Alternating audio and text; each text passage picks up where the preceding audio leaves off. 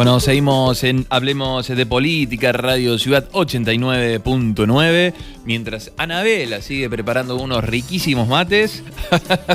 ¿Me bajas un poquito la musiquita de fondo? Ahí está, gracias. Gracias, querida. Bueno, del otro lado de la línea ya está Martín Gila, director de ANSES. Muy buenas tardes, Martín. Muchas gracias por atendernos. Matías, Anabela, ¿cómo les va? Buenas tardes. ¿Cómo andan tanto tiempo? Bien, bien. Acá estamos tomando mates, disfrutando de una tarde linda, fría pero linda. Hablando de todo lo de mañana, que para nosotros estamos muy contentos que viene Piti Fernández al radio, acá a hacer una entrevista. Vamos a ver si se toca alguna canción acá en vivo también. Así que, bueno, viste, es una onda rockera la nuestra. Sí, sí, tal cual. Felicitaciones, ¿eh? Bueno, buenísimo. Muchas gracias, Martín. ¿Vos cómo estás? Yo bien, con muchísimo trabajo. La verdad es que la gestión de ANSES en estos 2 años y pico que llevamos de gestión ha impuesto desafíos muy grandes. Por un lado la pandemia, pero también, y en paralelo a la pandemia, tuvimos el desafío propuesto por la directora ejecutiva del organismo, Fernanda Raberta, de profesionalizar la gestión, maximizar los recursos a más no poder, mejorar el vínculo que el Estado Nacional construye día a día con millones de argentinos y argentinas a través de ANSES. Y son desafíos que parecen difíciles de cuantificar, si se quiere, pero desafíos que nos motivan día a día a responsabilizarnos de esta gestión y a embarcarnos en esos objetivos que ha establecido la directora ejecutiva. Seguramente. Aparte, Martín, si algo queda claro de la ANSES, es como una columna vertebral del gobierno nacional en base a las medidas inmediatas que llegan a las personas, ¿no? Se genera ese vínculo inmediato. Inmediato, diario, con millones de personas. La pandemia obligó a precipitar el desarrollo de la virtualidad, pero con el correr del tiempo, con la implementación de todo ese esquema de vacunación a nivel nacional y a medida que íbamos recuperando algunas condiciones, la presencialidad volvió a tener entidad para el vínculo tradicional de la ciudadanía con nuestro organismo. Entonces, virtualidad y presencialidad de la mano, como decías vos, columna vertebral por la cantidad de prestaciones y beneficios que administra ANSES de la Seguridad Social, que son resultados de la efectivización de los derechos de la ciudadanía. Hay una cuestión que no es menor, pero que yo aprovecho para recalcar. Fernanda nos ha planteado en el plan estratégico del organismo que nosotros debemos diariamente trabajar en pos de un paradigma de la seguridad social como derecho humano. Yo no recuerdo si en la anterior entrevista lo mencionamos, pero post Segunda Guerra Mundial la seguridad social se incluyó como un derecho humano y de allí en adelante los estados asumieron la responsabilidad de garantizar inclusión social para todos y todas, desde un concepto que excede por lejos al microuniverso del trabajo registrado, ¿no? Porque la seguridad social se origina de algún modo con prestaciones y beneficios para aquellos que pertenecían al mundo del trabajo registrado, de cara a las contingencias propias de la vida, vejez, discapacidad, fallecimiento, etcétera, y sistemas de seguros para cada una de esas cuestiones, pero luego de la Segunda Guerra Mundial el paradigma de la seguridad social se modifica, la inclusión como derecho humano modifica completamente el paradigma previo, y hoy tratamos de hacer carne en esa idea, ¿no? De entender que las ciudadanas y los ciudadanos son sujetos y sujetas de derecho, y que es obligación y responsabilidad del Estado Nacional garantizar los mecanismos de recaudación y los mecanismos de redistribución que permitan incluir a todos y todas.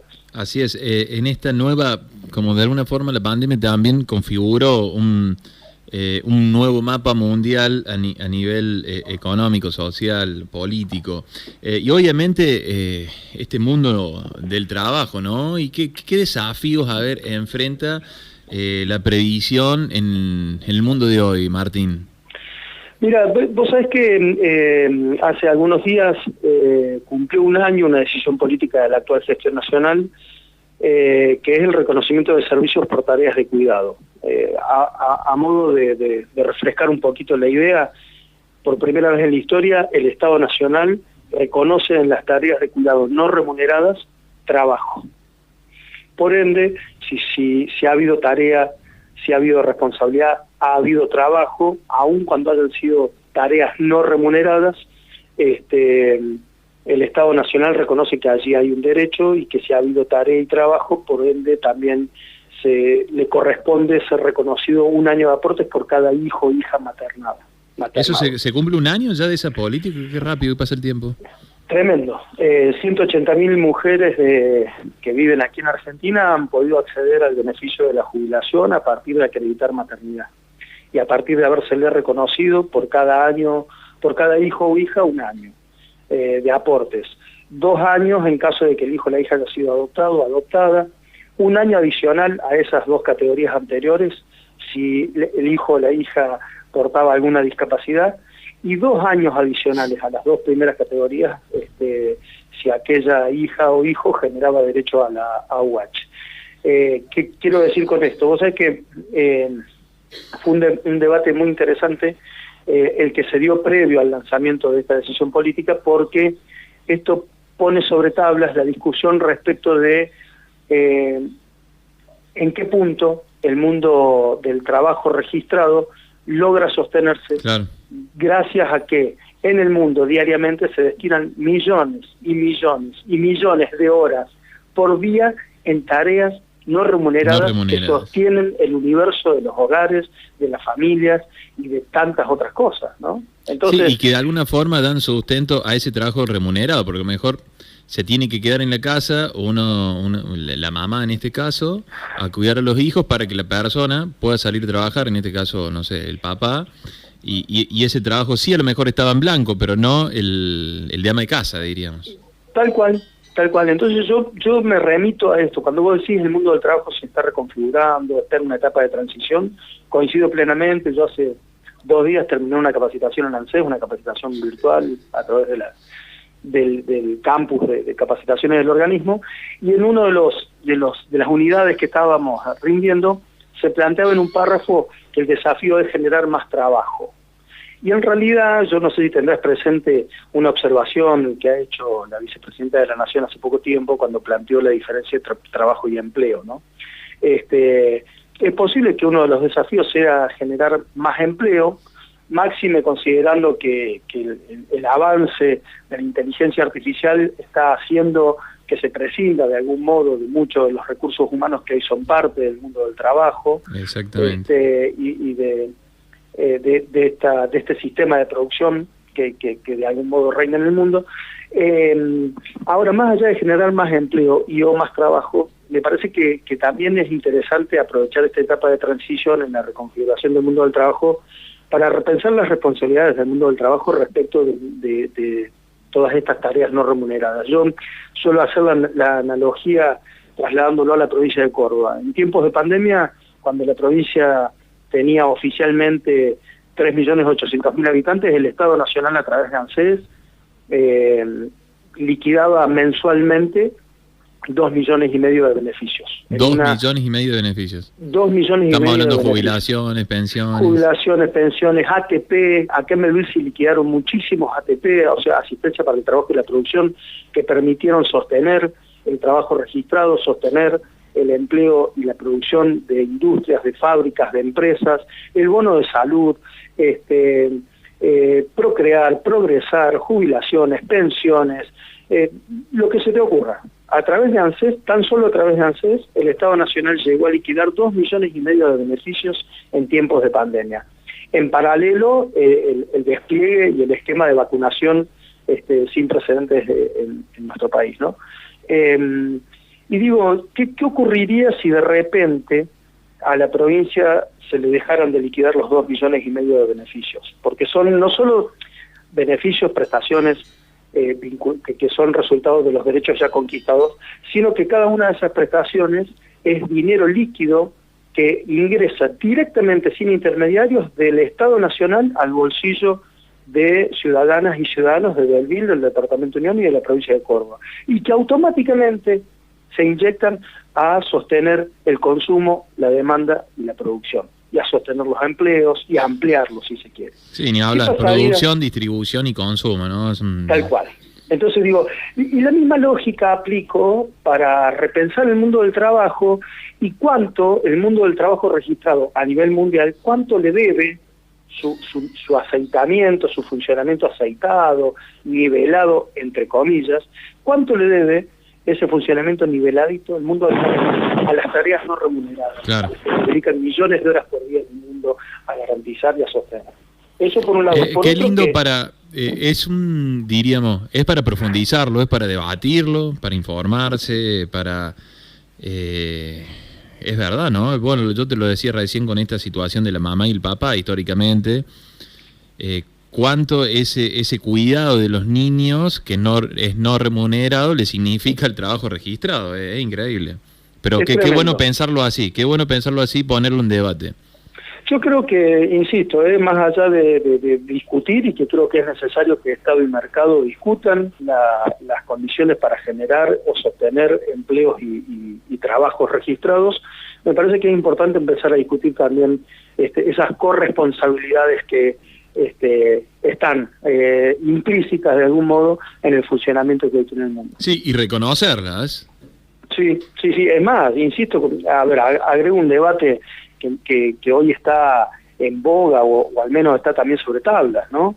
Esta cuestión de decir que los que más tienen, más deben aportar. En el mundo del trabajo hay quienes son propietarios del capital y hay otros que son la mano de obra, la fuerza de producción. Bien, entonces la misma lógica, ¿no? El que más tiene que aportar, y el que más tiene, y el que más concentra, y el que más acumula, y el que más acapara, también tiene que aportar más. Yo hace unos días conversaba con un compañero de trabajo y recordábamos cuando en tiempos de pandemia Merkel, la primera ministra alemana, planteaba que aquellos ciudadanos alemanes que tuviesen más de 2 propiedades, si la tercera estaba en desuso, estaba en condiciones de ser confiscada por el Estado alemán. Sí, en Alemania se intervino fuertemente en el mercado inmobiliario, el Estado tuvo que intervenir fuertemente para bajar precios. Me explico, entonces digo, fíjate vos, esa medida tiene que ver con esta lógica de decir, el que más tiene que aportar, y si tenés más de determinado techo, el Estado tiene que tener alguna posibilidad, máxima en tiempos de crisis, máxima en tiempos de pandemia, ¿no? Obviamente. Podremos encontrar otra postura también, ¿no? Pero cuando hablamos de distribución del ingreso, cuando hablamos del Estado y la política, tiene que intervenir con aquellos y ayudar a aquellos, obviamente, Martín, que necesitan de la política para, no sé, para alimentarse, para vestirse, para tener salud. ¿Y eso cómo se puede hacer? Distribuyendo el ingreso. Tal cual, porque además, fíjate vos, Mati, yo acabo casi sin pensarlo, sin premeditarlo, de mencionar ATP y bono de salud. El Estado Nacional tuvo que salir a intervenir para sostener y evitar las crisis de las industrias y de las empresas argentinas, que en tiempos de pandemia, si no hubiese sido por la intervención del Estado, hubiesen entrado en crisis. Y digo, y esa decisión política no está... A ver, para que... Martín, ahí se escucha un poquito de ruido. Quédate quieto, a ver si no sé si te estás moviendo. Ahí está, ahora sí. El auricular, ahí me saqué el auricular. Ahí está. No, te decía que la decisión política del Estado Nacional de intervenir para sostener y generar una cobertura y un andamiaje a la industria nacional y a la empresa nacional en tiempos de pandemia con el ATP, con el bono de salud, etcétera, está fundada no solamente en sostener a las empresas de la industria, sino también porque se entiende que la fuerza de producción son millones de puestos de trabajo, puestos de empleo registrados, y si hay empleo registrado y se logran sostener, también hay aportes y contribuciones. Obviamente necesitamos y nosotros tenemos que pregonar, ¿no? Una dirigencia política, una población cada día más solidaria. Eso es lo que tenemos que de alguna forma pregonar, y que aporten. Aquellos que más pueden son los que más tienen que aportar. Totalmente. Vos sabés que yo en charlas que suelo tener con compañeros y compañeras de trabajo, con grupos de compañeros de trabajadores y trabajadoras de ANSES, les planteo que es nuestra principal responsabilidad funcionar muy bien, mejorar la calidad y la cantidad de las respuestas, mejorar el vínculo que tenemos con la ciudadanía y celebrar cada vez que hay un anuncio de un nuevo derecho que tiene que ver con una prestación, porque cuanto más derechos conquistados haya, en este caso hay más líquido circulando en la economía local, regional, provincial, etcétera. Cuanto más empleo registrado, más líquido circulando, más empleo registrado, más recaudación en manos del Estado. Cuanto más recaudación en manos del Estado, mejores paritarias para los trabajadores de ANSES. Entonces, aún sin imponer la sensibilidad y la empatía de ponerte en el lugar del otro, porque el que viene a golpear la puerta de ANSES no viene a preguntarnos si es mejor vacacionar en Egipto o en las Islas Canarias, ¿viste? Sí, el que viene a golpear la puerta de ANSES viene porque tiene una necesidad. Urgente. Claro, al menos tiene una necesidad para la que el Estado argentino ya ha efectivizado un derecho. Viene a hacer un trámite, viene a averiguar, viene a preguntar, viene a destrabar. Bueno, que hagamos el ejercicio de ponernos en el lugar del otro, porque aún sin la sensibilidad, que al otro le vaya bien y cobre el haber, cobre la prestación y la liquide y la meta circular en el consumo en el mercado de cercanía del barrio o donde sea, eso significa recaudación para el Estado, y si hay recaudación en el Estado, nuestros salarios como empleados públicos están con mejores condiciones de cara a las paritarias. Así es, Martín, te traslado a la política nacional también. Bueno, estamos hablando de un poco de todo. ¿Cómo ves, cómo analizás, y hoy ya con unos días, la llegada de Sergio Massa al gabinete nacional, Martín? Mira, la verdad es que, bueno, en primer lugar, es natural que Sergio Massa, como integrante de este gobierno de coalición y de esta alianza que es el Frente de Todos, sea una de las piezas clave al momento de repensar el funcionamiento del gobierno, las responsabilidades del Estado y los desafíos de esta coyuntura que es compleja para todo el mundo, y la Argentina no es ajena, ¿no? Me parece que era necesario algún tipo de decisiones y de cambios que oxigenaran, que nos devolvieran la esperanza en una situación, insisto, extremadamente compleja en todo el mundo y particularmente en Argentina, y ahora empiezan a correr los días para que esa esperanza, con el respaldo de no solo del gobierno y de la fuerza oficialista, sino de la mayor parte de la ciudadanía, que esa esperanza se empiece a cristalizar en algunos resultados que no dependen solamente de Sergio Massa. Yo creo que ni de Alberto, ni de Cristina, ni de Sergio Massa en su conjunto. En esto no podemos desconocer que gobernar el Estado Nacional en Argentina implica desafíos y superar condicionamientos que exceden al oficialismo, ¿no? Esos desafíos permanentes. Permanentes. Usted, bueno, Ana, profe de Historia, Mati, estudiante del profesorado de Historia, tienen ustedes de algún modo frescos en su trayectoria académica esta cuestión del origen del Estado Nacional y de las tensiones que implica gobernar Argentina desde hace 200 y pico de años a la fecha. Pero bueno, hay esperanza, hay ganas. Yo creo que además hay muchos indicadores de la macroeconomía que son positivos. De hecho, el efecto rebote post-pandemia era algo que se esperaba, y la natural tensión y puja por la redistribución de esa ganancia extraordinaria que iba a generar el efecto rebote de la economía en todo el mundo se preveía. Hay que ver si tenemos la solidez necesaria, la cintura, el tacto, la capacidad de consensos y de negociación para sortear esta instancia del mejor modo posible. Así es. Bueno, Martín, muchísimas gracias. Primero, pero antes me gustaría que repases, nos estuvieron preguntando algunos jubilados, la situación de los nuevos aumentos, bonos en jubilaciones, pensiones, que nos explique brevemente las fechas de cobro y esas cuestiones. Bien, los calendarios de pago de la liquidación de los haberes de jubilaciones y pensiones siguen vigentes tal como lo fueron siempre, por terminación del último número del DNI.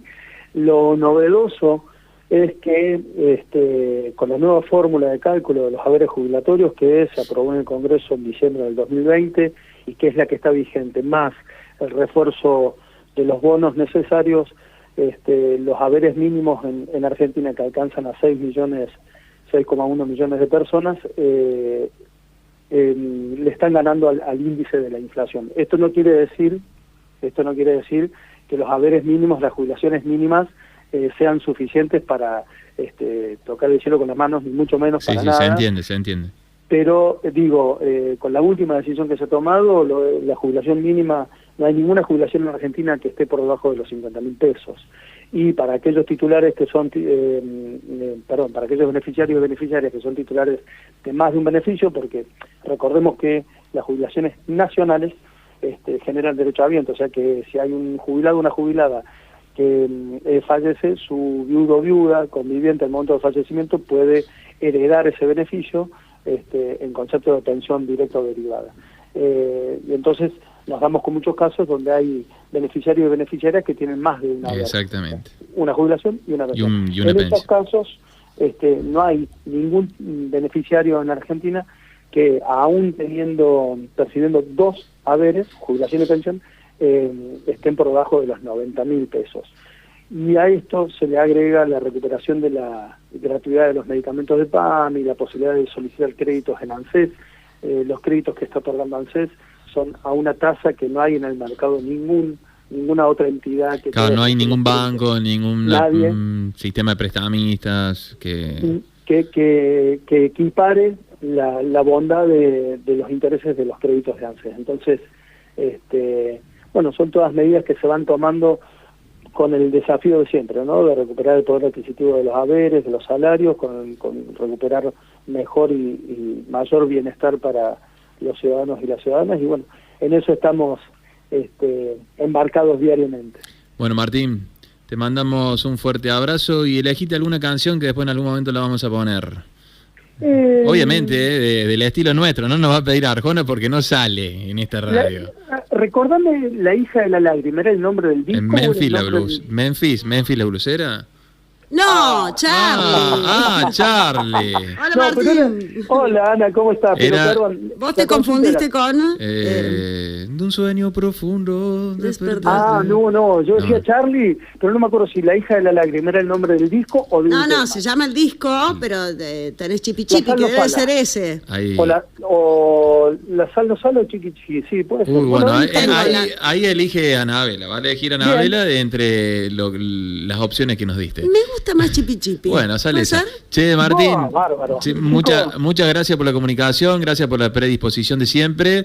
Te mandamos un fuerte abrazo y seguramente en lo que falta del año, que cuando nos damos cuenta estamos en el Mundial, pasa todo muy rápido, te vamos a estar molestando nuevamente para hablar y conversar con vos, que para nosotros es un placer. Para mí también es un placer, así que no es ninguna molestia, al contrario, a disposición como siempre y sigo ahí conectado con el programa, así escucho el tema. Chao, Martín. Abrazo, adiós.